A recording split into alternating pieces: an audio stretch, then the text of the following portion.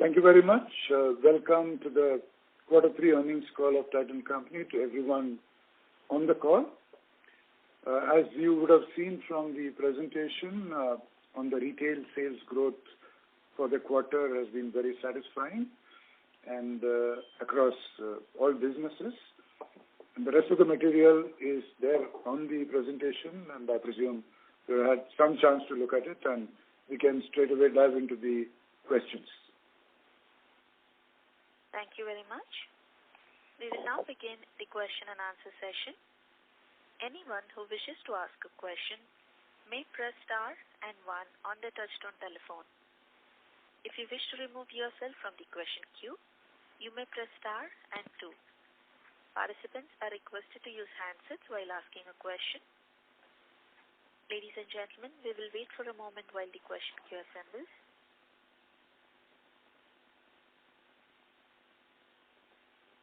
We have our first question from the line of Avi Mehta from Macquarie. Please go ahead. Hi, Venkat and team. Just wanted to, first of all, congratulations on the performance. Wanted to understand the demand trends. How have they been shaping up in January? And in particular, if you could, give us some understanding of the jewelry business given the sharp increase in gold price. Hi, Avi. Ajoy here. Yes, Jan has been quite interesting. The gold prices have been shooting up since December and in Jan as well. But having said that, we are seeing a very good demand in Jan. We are very happy. We know that last year Jan was impacted by Omicron, and therefore it was a weaker Jan month. But despite that, we are seeing a very, very healthy growth in jewelry, including gold jewelry and both, despite the gold price rise. So we are quite happy and gung-ho. Would you say this is on a 3-year CAGR basis that you're looking at as in pre-COVID? Just to, because obviously YOY-based growth rates might be, as you rightly alluded, there's Omicron in the base. So even on a 3-year trajectory, it's broadly in line with what we saw in third quarter. Yeah, no, it's good. It's very good. Over a 3-year CAGR, it's even better. Okay. And on the other segments as well, if it's possible to share, especially in the watches and the eyewear? Yeah, so this is Suparna here, Avi. Watches and wearables, we've seen a good Jan. And like Joy mentioned, this is not only on last year's weekday, but on the Jan 2020 base. So quite happy with the retail growth. Okay. Avi, Showman from eye care. We had a good month. On a last year basis, growth is over 40%, and if I look at FY20 January, it is 37%. So good month. Awesome. Okay, perfect. The second bit was on the margins, especially on the watch side. I mean, last quarter you had indicated that in the near term we will try, we see a 13 to 14% margin kind of panning out in the watch business. Just wanted to kind of clarify, was this more annual expectation, or was this, and whether this quarter or with this quarter kind of changes that expectation in any manner? No, this quarter the margin is lower because of some product, channel and category mix issues. But if you see the YTD margin, it is in that ballpark of about 13%. And our outlook remains in that range. Okay, perfect.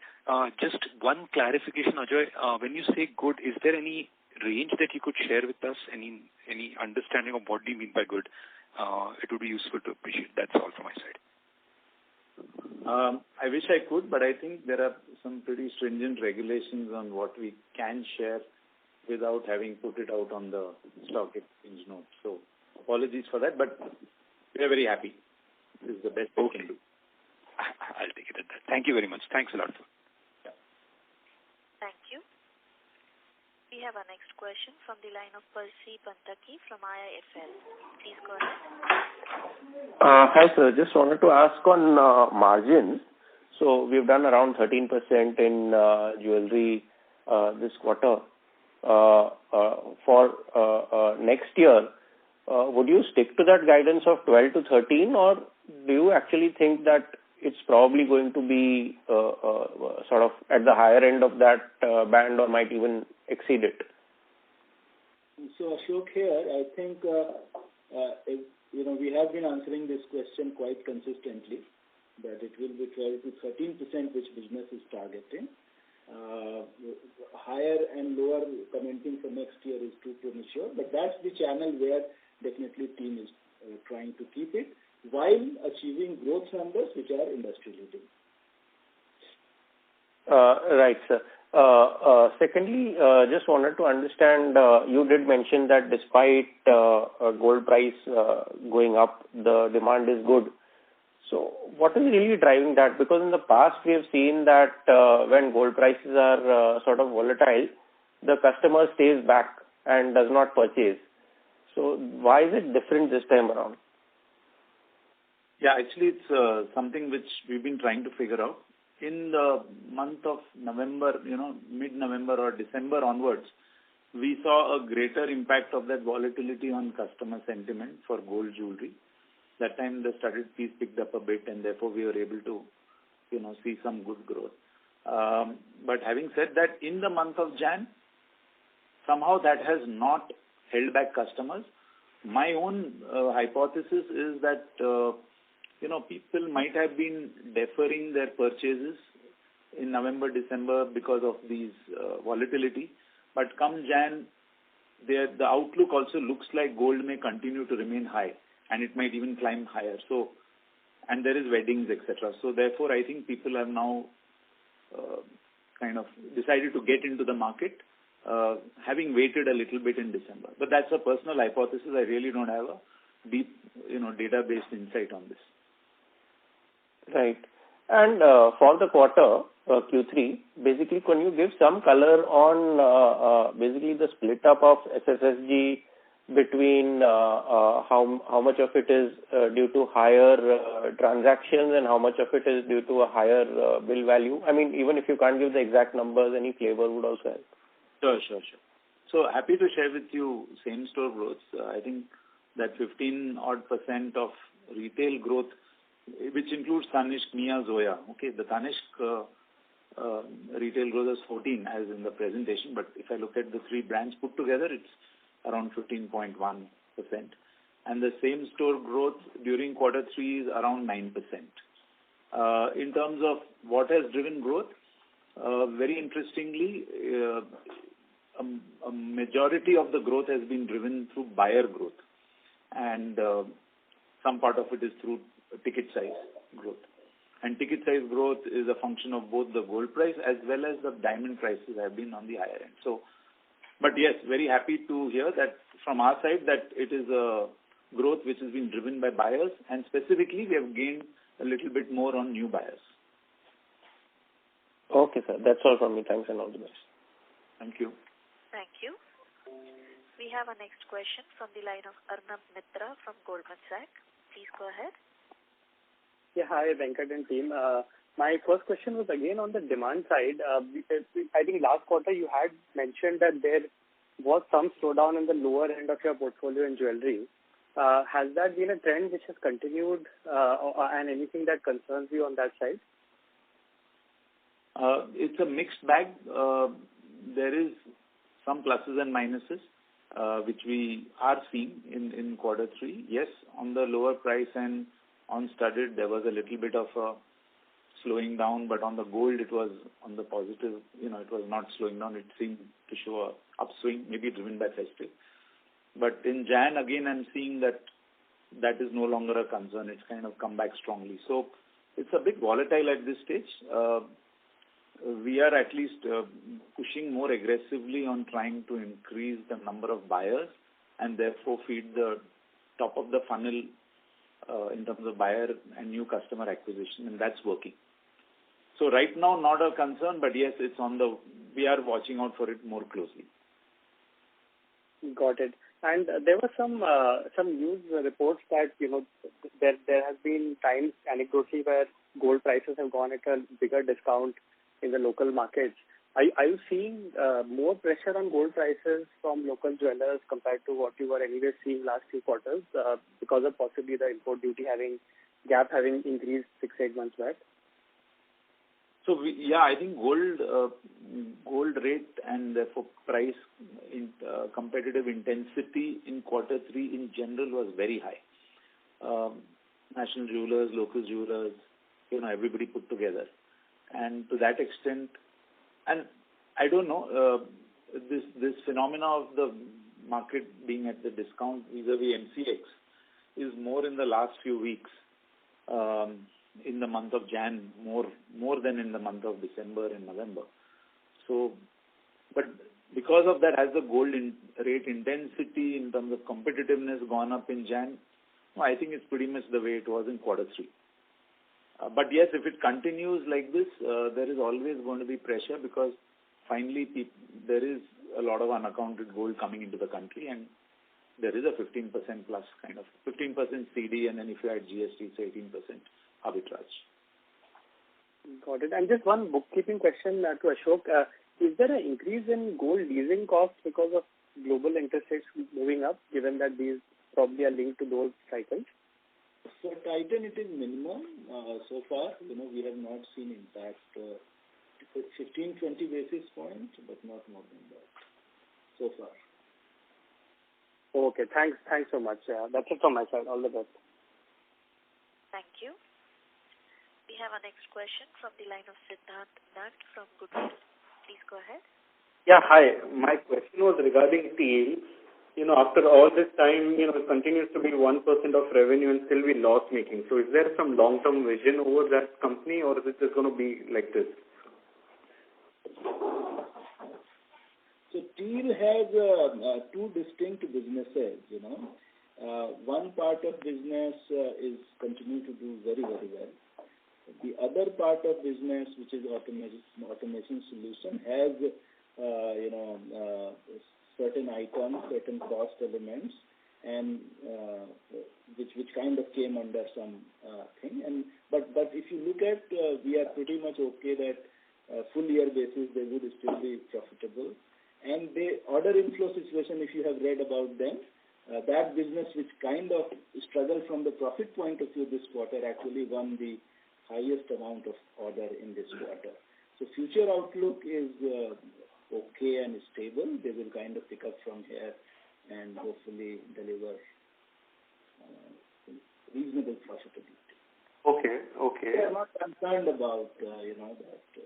Yeah, but where consensus is becoming smaller of a piece of the pie and then it's a distraction, overall. That's the only concern. Siddhant, actually it's not a distraction because the manner in which Titan Company operates, both within the standalone and with subsidiaries, is a full leadership team dedicated to running each vertical. So there is no real distraction at all, and there is a board which governs the TEAL company as well. And if you look at FY18, FY19, FY20 performances, they were really good. And you must recognize that this is a global company dependent on the airline industry, and therefore in the last 2 years, substantial churn happening on travel and all that. So intrinsically, everything is good for this company and for both divisions as well. The last 9 months were not good for automation solutions like Ashok shared, but we are quite convinced about it and committed. Okay, that's perfect. Could you share some numbers or something about the UAE business because it's been there for a while now. So is it profitable or what's the top line like over there? This is Denny here from the international business. UAE, we are up to 6 stores across UAE, 5 in Dubai, and now the 6th store in Abu Dhabi. That business, all of the stores that we have launched are doing quite well and growing quite strongly. We are pretty much on track for whatever stores that we have launched. We have had some difficulties in terms of rolling out or expanding the stores. They're a little slower than what we had planned because what we realized is operating in some of these new markets requires a bit of time. And that is what we are attempting to stabilize. So is it profitable or no? Not as yet. Not okay. My last question would be, any thoughts on the lab-based diamonds or the incentives that were announced yesterday, or is it too soon to think on that part? Just repeat the question. On lab-based diamonds, yesterday in the finance minister or even the prime minister announced some incentives around lab-based diamonds. Yeah. So any thoughts on entering that business? Actually, you will remember that we invested about 7-8 months back in an American company called Great Heights, which has a brand called Clean Origin, and that is for us to understand the most exciting market for LGDs in the world, which is the US. So we already developed some kind of an understanding. We are not in a position at the moment to share any other plans to anyone. Okay. Last question would be, what's our outsourcing mix in jewelry? Because our competitor, ideally, they outsource most of their jewelry. So, any margin that we can gain by manufacturing ourselves or something like that? So it varies between gold jewelry and studded. At an overall level, because a lot of the gold jewelry is outsourced and a lot of the studded we make in-house, I think it's about 70% will be outsourced, rough and ready. Okay. Also, nobody really makes gold jewelry themselves, not even other jewelers in the country. Right. That makes sense. And there is so much of innovation that the vendor partners bring to the table. And therefore, between margin on the one hand and innovation and therefore sales growth, there's a balanced approach that we have taken for a very long time now. Okay, that's perfect. Thank you so much. Thank you. We have our next question from the line of Shirish Pardeshi from Centrum Broking. Please go ahead. Yeah, hi, good evening. Thanks for the opportunity and hearty congratulations to Venkat. Finally, New Jersey store is operational. I'm sure you would have... I'm sorry, can you use your headset, please? Yeah, I'm on the handset. So, I said hearty congratulations to Venkat for finally the New Jersey store is operational. I'm sure you could have gone through the pain. But just one commentary, over next 12 months or 15 months, what kind of store expansion which we'll see in the US geography? So Dinesh here, Shirish again. After having opened the first store, we are looking at adding more stores. So over the next 6 to 12 months, we should see ourselves in the U.S. expanding across another 4 or so locations. We are going after the cities which have significant Indian populations, which is what makes sense for us. And similarly, across the GCC, we have fairly aggressive plans. Having established ourselves quite well in the UAE, we are looking at the other GCC countries, Qatar, Oman, Saudi, if possible. So you mean to say that over next 12 to 13 months, we should move from 7-8 stores to maybe doubling or tripling that count? Hopefully more than that. The intent is to get as high as 20. Okay. Yeah. Thank you, Vinay. My second question is on jewelry business to Ajoy. Can you share some numbers? What is the grammage growth out of that 11.2% what you have reported, and maybe new buyer growth number I missed? Grammage growth actually may not be relevant because we don't use that in any of our modeling work, whether in top line build up. But in terms of buyer growth, as I said, we had a higher buyer growth than ticket size growth. That was the bigger chunk. And within that, what I can tell you is that our new buyer contribution is 49%. It was 48% in the last quarter. It's 49% in quarter 3. So similar number also, Shirish, just one perspective. Yes. We are an accessory company. We are not a commodity company, and therefore, while of course we know how many tons we bought and sold, that's not a KPI for us. I do understand, Venkat. The only question Volume, I understand. No, I'm just giving a perspective. But as the number of customers, number of bills, that is what we look at. Yeah. So buyer growths are very healthy, and grammage growth we don't really, use as a KPI. And new buyer growth was marginally higher than the overall buyer growth. Therefore, we are now at 49% new buyer contribution to the total for quarter 3. Okay. That's exactly which I wanted to understand from you, Ajay. You mentioned that January, despite the gold prices are up, you have seen that. So the question here is that the similar growth is seen in January, because I thought that because the winter was delayed, I think there is some spillover which would have definitely happened. And the festive season is also some spillover which has happened. At least the trade is saying. So maybe the competition is one angle, but the buyer growth which is coming back to the trusted players is one of the things which is at least the trade is saying. So just wanted to understand your take on January, whether the same buyer growth, what you have said, 49% contribution is continued or it's come down. I don't have the contribution figure for Jan on new versus repeat and how it was even last year. But overall buyer growth in Jan has continued to be very healthy, is what I can say. Okay. And even after you discount for a weaker Jan last year. New to repeat, I don't have a Jan data readily available, and we'll analyze it for the quarter. It doesn't make sense to see it only Jan. Okay. Because there's activation, and therefore in activation there is some skews that happen, etc. Okay, wonderful. My second question is on watches to Suparna. If you can break that 811, what is the core watches and the new introduction which has happened over last 2 to 3 quarters? So basically, if you can say that the core business, watches and wearables, and the new product contribution which has happened.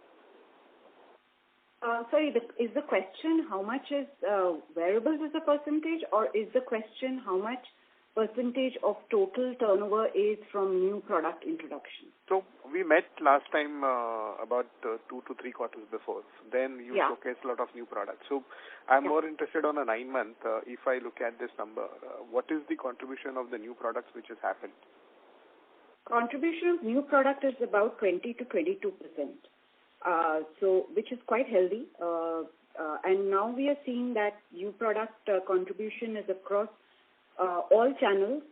Typically, new product contribution high in retail channels.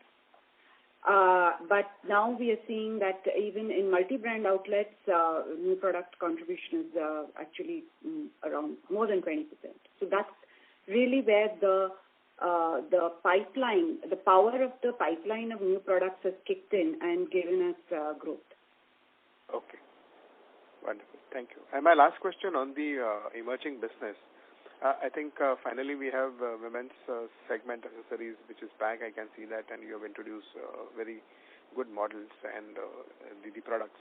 So any color, any number, what are we doing, where we have reached, and what is the distribution we have done, and maybe if you can quantify.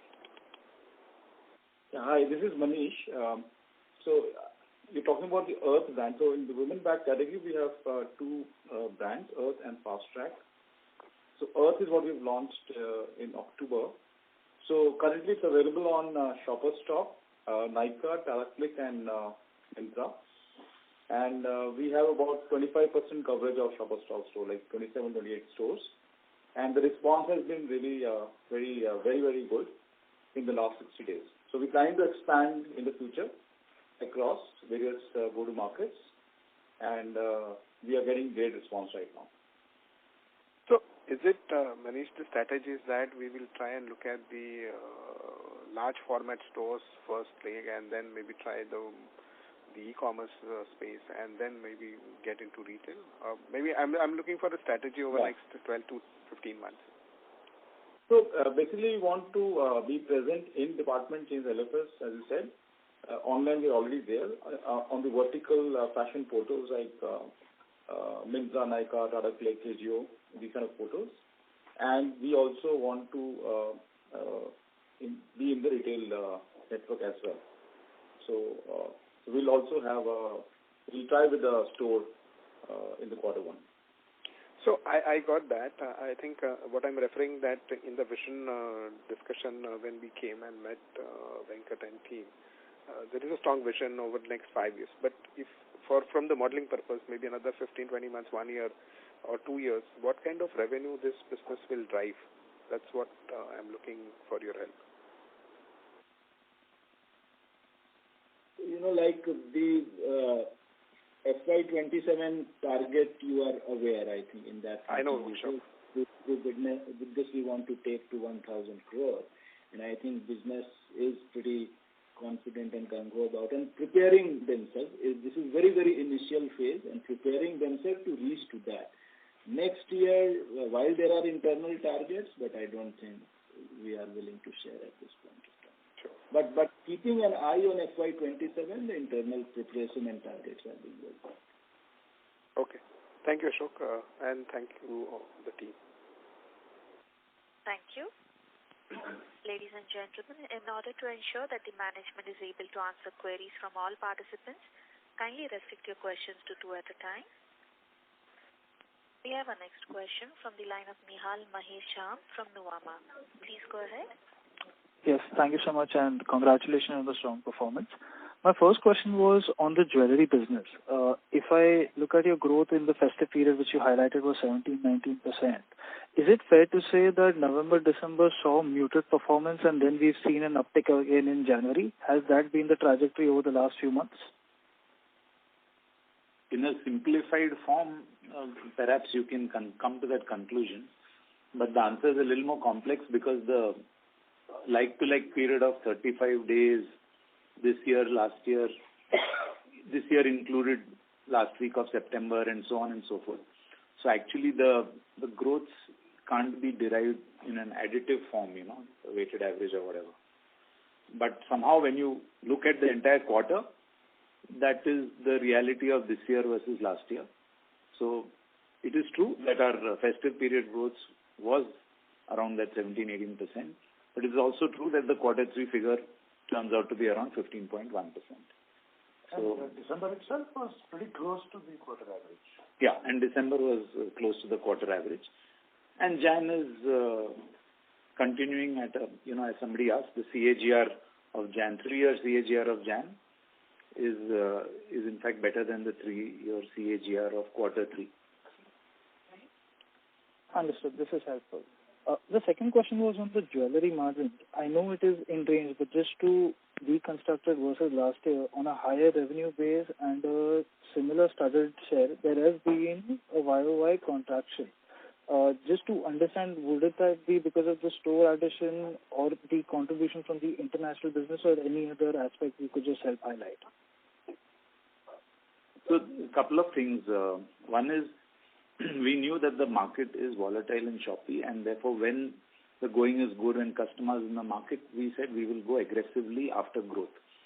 And if that meant that we needed to invest in growth by way of competitive offers, by way of, higher marketing investments, and overall, in general, a higher growth-oriented approach to the market, we have gone ahead and done that. Further, for the quarter, we have also actually ramped up some investments in digital and talent, etc. That has also contributed to some extent. So some of these things have possibly, shown a slightly downward sense on the EBIT as you are gauging. But having said that, we had always maintained that it is better to look at a 12 to 13% range, and it's pretty much in that range. Compared to last year, it looks a little lower, but then last year also had some significant one-offs which we had mentioned in the earnings call as well. Absolutely. Just one final question, if I may, that this quarter I see a significant difference between the UCP and our reported sales growth in jewelry. Any specific reason? Maybe stocking to the L3 channel in the Q2 quarter? Yeah. So actually, if I just look at UCP to UCP, it's a 15% growth for all our brands for the quarter. But when you look at primary, it may look like 10-11% growth, 10% growth on the domestic business. So the difference is entirely due to the timing of upstocking, downstocking of L3 channel between quarter 2 and quarter 3. Thank you so much. I wish you all the best. Thank you. Thank you. We have our next question from the line of Sheila Rathi from Morgan Stanley. Please go ahead. Yeah, thanks for the opportunity. And congrats on great set of numbers, especially when I look at the World Gold Council data for the quarter, it suggests that jewelry demand was down 18%. So in that context, the growth has been very strong. I just wanted to understand, and just picking up from the presentation itself, that the company is pursuing market share growth through high visibility marketing, inventory infusion, and competitive offers. So just wanted to understand what exactly are we doing that has resulted in such stellar performance versus the industry? Quite a few things actually. There has been expansion of existing retail stores as a program which has been on for some time, which is as big as the new store additions itself, for the year. So that has helped. Inventory infusion, and specifically in markets where we are low on market share and the opportunity is high, some south markets, some east markets, etc. And even in some of the mega stores, we have a bunch of large stores which we are pursuing more aggressive growth in, so we've infused inventory there as well. We have also done a lot more work on the high value side, both on studded, solitaires, as well as on polkis, and that has also given us very good traction. And a lot of theme design collection launches during the quarter, whether it was Alekhya for the rest of the country or Chora for Tamil Nadu, and several other, introductions, Kalami Joy, which was in December. All of that, the design collections have also played a very big role. So, combination of many things, very difficult. And we've also seen very good traction on gold exchange program and golden harvest enrollments. So, we are now back, to pre-COVID levels kind of contributions for these two growth engines as well. So, pretty much most of the growth engines are firing very well. So just a follow-up here, and sorry if I'm wrong in terms of my understanding if I'm wrong. You said that South and East has done well, so probably that would have helped you with respect to the growth. But with respect to the market share gains, is it any particular market where we are gaining market share? Is it the large cities, tier 1 cities or something of that sort? So across regions, I would say, so I didn't say South and East have done well. I said we had launched specific collections in those areas. East has been a little muted, as it has been for the rest of the market as well. Perhaps driven by some amount of rural demand still kind of catching up. But this year, metros have done particularly well, and I would say we have gained share certainly in the South, certainly across metros, most definitely across certain markets of the West. In East, I think might be we have sustained our market share, but the East overall has been a little more muted this year. Understood. Just one more final question I have is, what was the share of wedding demand this quarter? And also, in the presentation you mentioned that high value share has gone up in the overall pie. So if you could just give us some quantitative number there, and is it to do with wedding demand or anything else? High value studded has gained a percentage point from what it was, and it is now, as I said, pretty much as it was pre-COVID level. So high value studded has done well, solitaires have done well. Wedding specifically has been a little more muted in the quarter. I am personally expecting it to become better in quarter 4, and perhaps some of that is showing up in Jan. But wedding has been a percentage point lower in terms of contribution. So we are at around 19% as opposed to the 20% that we were last year. Thank you. Thank you, Ajay. Thank you. Thank you. We have our next question from the line of Nilay Shah from Moon Capital. Go ahead. Thank you. Hi, am I audible? Yes. Please go ahead. Hi. Okay, so the question essentially is on the demand again.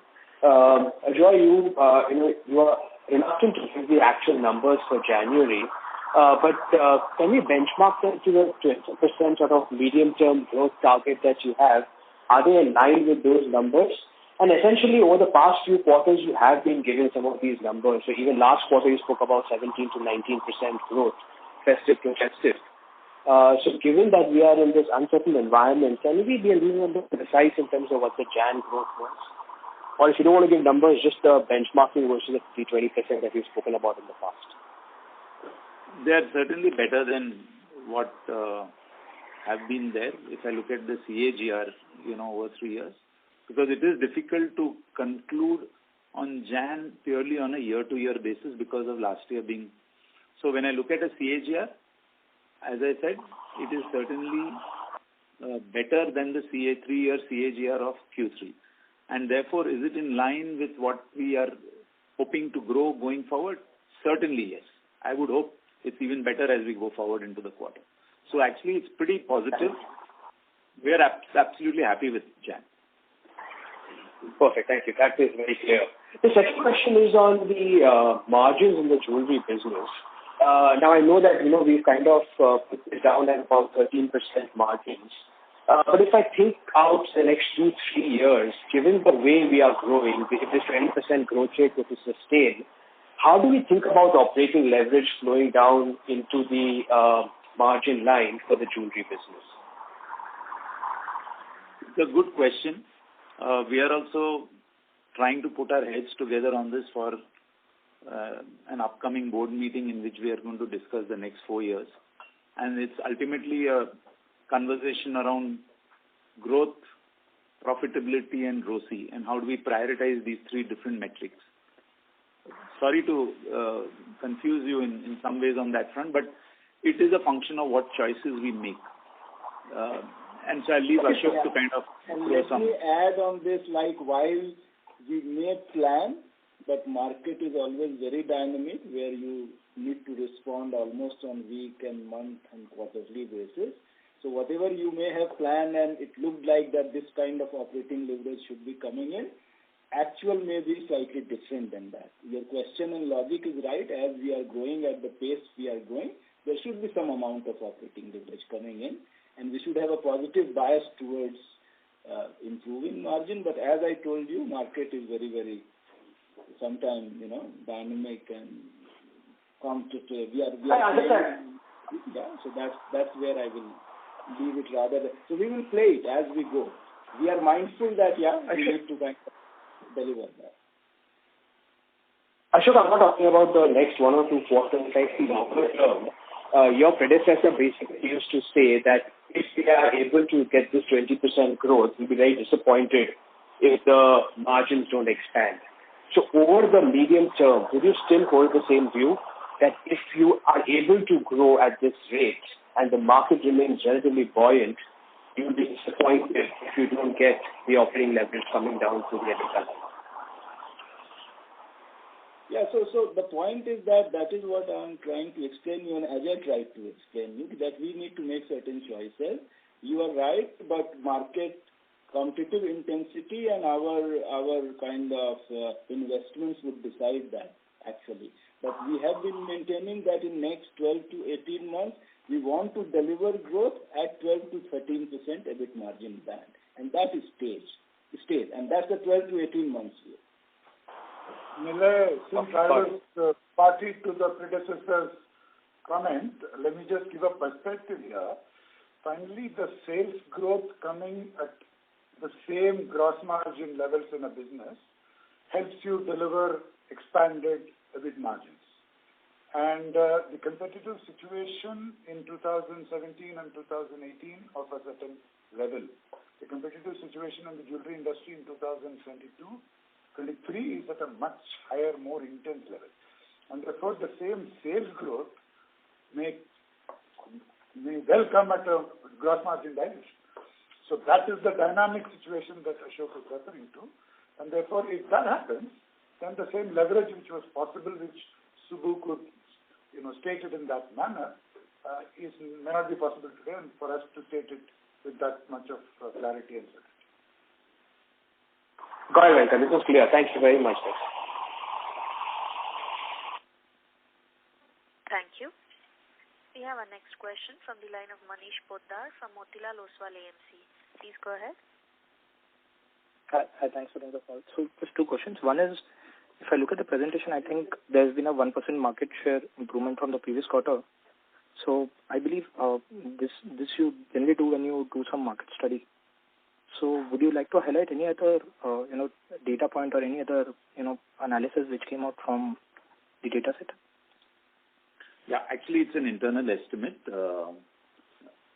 we are, because when we were looking at the deck, it looked like we had not reviewed that number. Last year's number looked like a 6% share based on an estimate of about 400,000 crores.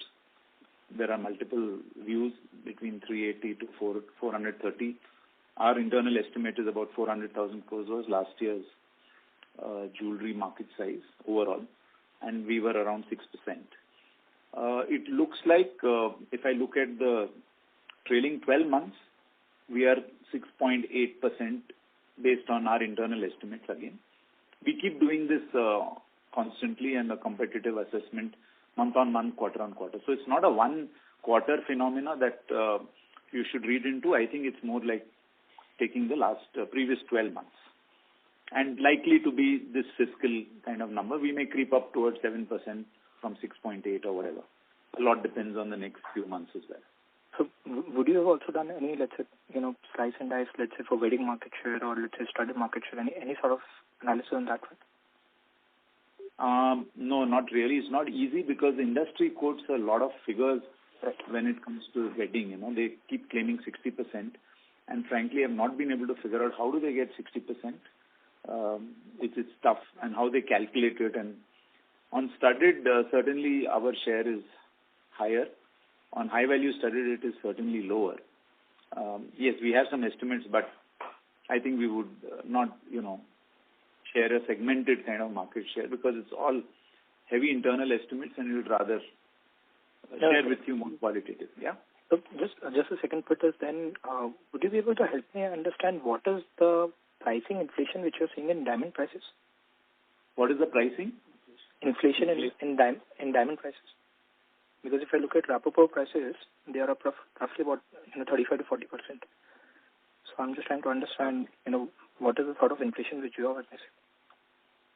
So our estimate is around 15%, but this is a mix between solitaire and smalls. Smalls had gone up and have not come down, and they remain higher, so smalls could be 20% higher.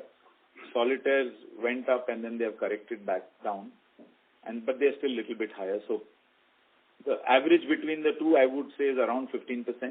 A lot depends on your buying efficiency as well as when you bought it. We did take some calls on diamonds pretty early on and bought them early. So therefore, that's the number we are seeing. And this is for this quarter? This is for 9 months?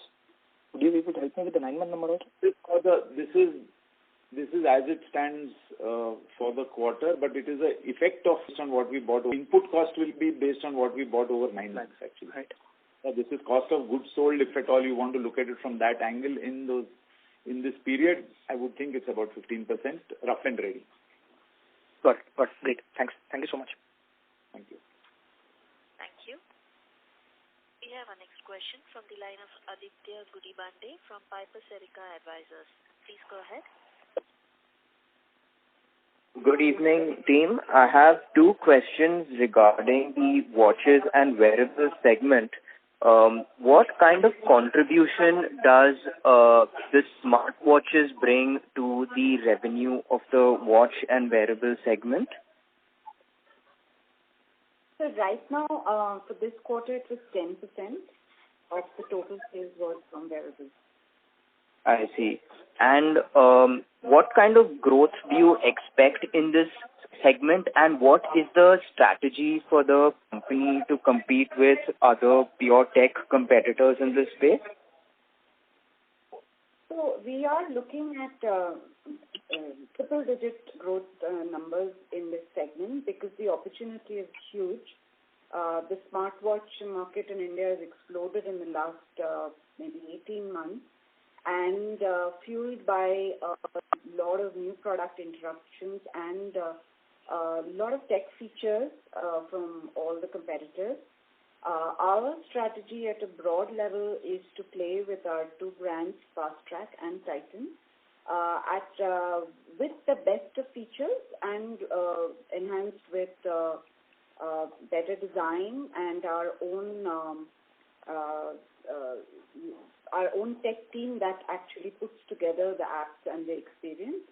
Going forward, the strategy will involve customer propositions that go beyond the mere device play that is currently going on, in full swing. Thank you very much. Sorry?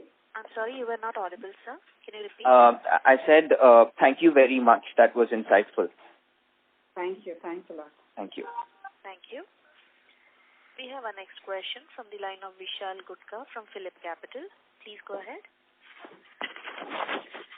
Yeah. Hi team, Vishal here. I had just two questions. First is, what is contribution of gold exchange during this quarter, and has it gone up because the gold rates have been going up? Generally what we have seen in the past that contribution of gold exchange keeps on moving up in the month of Jan. Have you seen that? And does gold exchange earn similar margins, or margins are a bit different versus a normal business? The gold exchange contribution is up this quarter over last year's same quarter. It's around 30%. It has gone up in the quarter also partly because we have driven some aggressive gold exchange related offers in the market, which is part of the investment I spoke about. Especially given the fact that we saw gold prices going up, and we are continuing that this at least the next couple of months. Jan has been part of that. So yes, that has contributed to the growth. And you're right, the cost economics, unit economics are different for gold exchange. If we get a certain quantum of upsell, people come in with X grams and they buy X plus Y grams. When the upsell is at a certain level, it breaks even. And so far so good. We are seeing that. It has some impact on capital because we are buying on spot instead of jeweler. But otherwise, yes, we are happy. And you are right. When gold prices go up, there is a tendency, and we have also pushed for that. Got it. Sir, my second question on gold-coated silver jewelry. Our ground check suggests that a lot of jewelers have started gold-coated silver jewelry. I just wanted to hear your thoughts on this segment. Are you into this segment? If you're not into this segment, then what is your thought with respect to entering into this segment? No, we are not really into this segment, and I don't think we will be in that segment. In Tanishq, the brand, I think it's better that we stick to what is authentic and direct. If it's gold, it's gold, and it's not gold plated, it's silver. Yes, there is an opportunity. A lot of jewelers do that. Price points are low, but we are not operating in that segment. I don't have a sense on the size of that market. Got it. And then my last question on the franchise and expansion, even the gold prices are going up. So the working capital requirement for L3 kind of franchises goes up in a very significant manner. So are we expected to see bit lower store addition with regards to franchise expansion happening in the upcoming 12 to 18 months? L1, L2 can continue, but L3 format, it could slow down a bit. Actually, not really, because ultimately, even the sales is a function of the gold price. So, it's not a big deal. I mean, there are enough and more franchises very, very keen to open up Tanishq. In fact, L3 sometimes more than L2 because the margins are sweeter. So, no issues on that. And we see a lot of opportunity out there for franchisees who are wanting to come in L2 or L3. Okay. We are not seeing Thank you. Okay. Thank you, and sir, wishing you all the best for the upcoming quarter. Thank you. Yeah. Thank you. We have our next question from the line of Sabyasachi Mukherjee from Centrum PMS. Please go ahead. Yeah, hi. Thanks for the opportunity. So I have two questions. First, can you comment on the reason behind gross margin decline? Gross margin at company level you are talking about, or any particular business? I think you are referring, and I think we spoke at great length in the beginning of the call about jewelry segment margin performance in this quarter, and that being the dominant business, it reflects at the company level. And in this quarter, we talked about our pricing, growth, offers, etc. And we also talked about that in last quarter, there was a one-off 1% sitting. So you need to make comparison accordingly. And some of the benefits which we are sitting in earlier quarters also, like diamond pricing gain, the kind of significance which was there in quarter 2 or custom duty, they are also tapering off quite substantially in this quarter. Okay. Understood. Second question, I wanted to understand a bit more on the like-to-like growth of 9%. So if I were to break it down between, let's say, the sales is basically a product of the average unit price of a jewelry and the number of items or articles sold. Now, if I look at the gold price movement, it is approximately 9% up year on year in your presentation that is mentioned. Then comes your comment on that the buyer growth has mostly delivered this 9% growth. So is it fair to conclude that the buyer growth was there, but then the average item bought by a particular buyer had fallen this quarter? Is it a correct assessment? No, let me clarify. At the overall 15% growth, the larger contributor is buyer growth. But when you come to same-store growth of 9%, I don't have an exact fix, but I think both ticket size and buyer growth are there. Now, normally when the gold prices go up, let's say in this case 9% or 10%, the ticket size does not go up in the same proportion. People do adjust because they have a certain budget. So they do adjust the grams that they purchase. May not be units, maybe grammage, depending on whatever works. They operate with a certain budget. And therefore, in that sense, we don't... So there is buyer growth and there is ticket size growth, but the ticket size growth may not be exactly equal to the gold rate increase. And between these two, the buyer growth and the ticket size growth, out of the total 9%, is it evenly poised, evenly split between two, or there is a skewness in one of these two? It's good. Both are good. I wouldn't be able to go further on that. Let's say it's a mix of both. It's not one or the other. And any guidance on this same-store growth for the medium to long term that you would to call out? In what? In Titan? Medium to long term, we chase, certainly every store has a business plan and there's a same-store growth plan. So we hope to do better than that in the future. But yes, there is, and depending on the age of the store, of course. But overall like-to-like growth has to continue to grow because stores have to continue to remain as profitable, if not more. Safe to assume 8 to 9% kind of a growth you would be able to achieve in the medium to long term? Should be better. Yeah. Why only 8 to 9%? Okay, better. Great. Thank you. That's all from my side.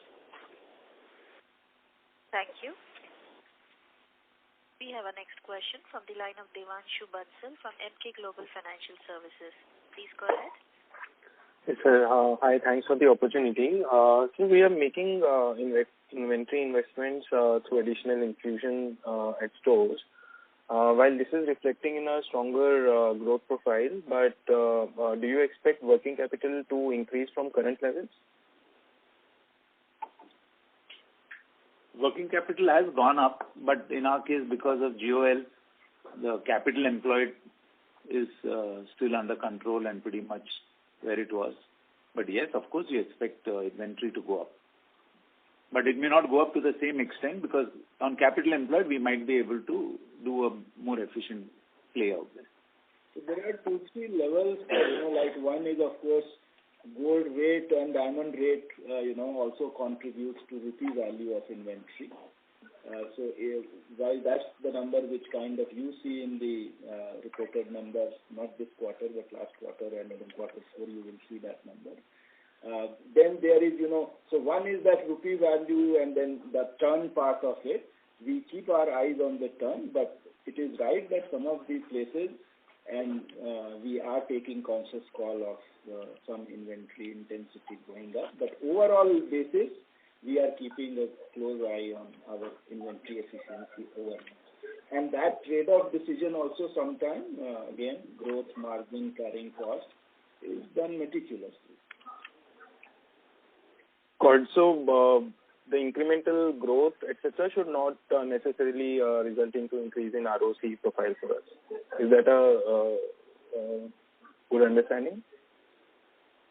So right now, idea is not to kind of significantly improve on again inventory terms, but over the medium to long term period, some improvement can be expected. Got it, sir. Thank you. Thank you. We'll take a last question from the line of Latika Chopra from JP Morgan. Please go ahead. Yeah, hi team. Thanks for the opportunity. I have just one, question. I'm sorry, it's again around the whole demand scenario. I wanted to know what's your read on the consumer sentiment at a broader level. For jewelry, I can understand there are various nuances. Probably there are more wedding dates.